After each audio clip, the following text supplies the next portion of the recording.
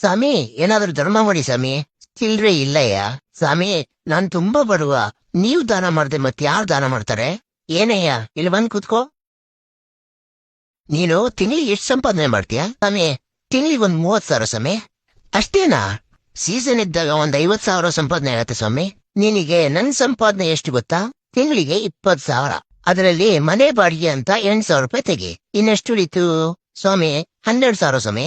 ಅದರಲ್ಲಿ TV ರಿಚಾರ್ಜ್ಗೆ, cell ರಿಚಾರ್ಜ್ಗೆ, gas ರಿಚಾರ್ಜ್ಗೆ ಅಂತ 2,000 ರೂಪಾಯಿ ತೆಗ್ದಿಡು. ಇನ್ನೆಷ್ಟು ಉಳಿತು ಸ್ವಾಮಿ? 10,000 ಸ್ವಾಮಿ.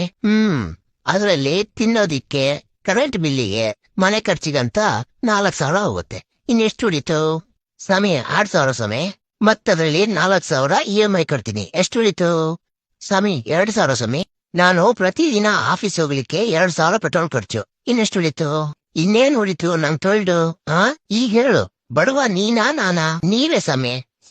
ನೀನೇನಾದ್ರು ಕೊಟ್ಟೆ ಹೋಗಿ ತಿಂಡಿ ತಿನ್ಕೊಂಡ್ಬರ್ತೀನಿ. ತುಂಬಾ ಥ್ಯಾಂಕ್ಸ್ ಗುರು. ಆ ದೇವ್ರು ನಿಂಗೆ 1 ಡಜನ್ ಮಕ್ಕಳನ್ನ ಕೊಡ್ಲಿ. ಏನಪ್ಪ ಇವು ಹೊಗಳ್ತಾವನ ಇಲ್ಲ ಶಾಪ ಹಾಕ್ತಾವನ? ತಿಂಗ್ಳಿಗೆ 50-60 ರೂಪಾಯಿ ಸಂಬಳ ತಗೊಂತೀಯ? ಕಷ್ಟ ಏನು ಅಂತ ನಿನಗೂ ಗೊತ್ತಾಗ್ಬೇಕೋ ಬೇಡವೋ?